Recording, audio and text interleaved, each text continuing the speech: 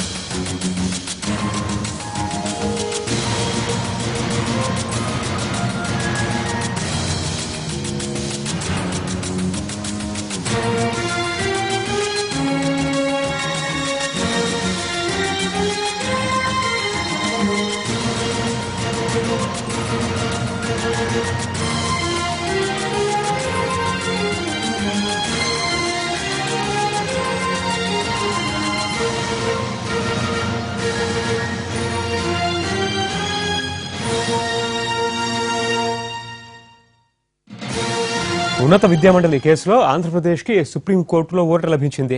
ఆంధ్రప్రదేశ్ ఉన్నత విద్యామండలి అప్పీల్ని అత్యున్నత న్యాయస్థానం అంగీకరించింది. గతంలో హైకోర్టు ఈ అంశంపై ఇచ్చిన తీర్పుని సుప్రీంకోర్టు పక్కన పెట్టింది.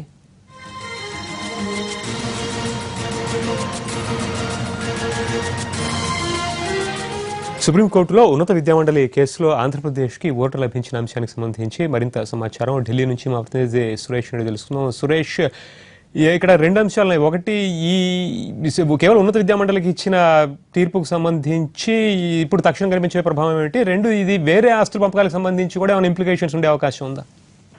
పరితోష్, ఈ రోజు సుప్రీం ధర్మాసనం చూసుకుంటే ఇందులో అరుణ్ మిశ్రా అలాగే గోపాల్ గౌడ్ ఇచ్చినటువంటి ఈ తీర్పును చూస్తే హైకోర్టు ఇచ్చినటువంటి నిర్ణయాన్ని పక్కన పెట్టింది.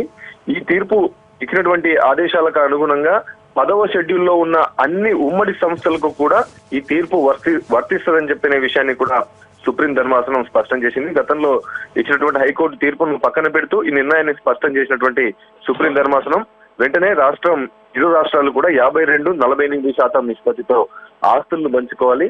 13 జిల్లాల్లో రాష్ట్ర విభజన తర్వాత ఏపీ ఏర్పాటు చేసుకున్న ఖాతాలను నిర్వహించుకోవచ్చు అనే విషయాన్ని కూడా స్పష్టం చేస్తూ ఈ నిర్ణయాన్ని ఈ రోజు ధర్మాసనం చాలా రోజుల తర్వాత విచారణను పూర్తి స్థాయిలో వాదనలు విన్న తర్వాత ఈ రోజు ఈ నిర్ణయం అధికారికంగా సుప్రీం ధర్మాసనం ప్రకటించింది. సెక్షన్ 75 సేవలకు మాత్రమే వర్తిస్తుంది.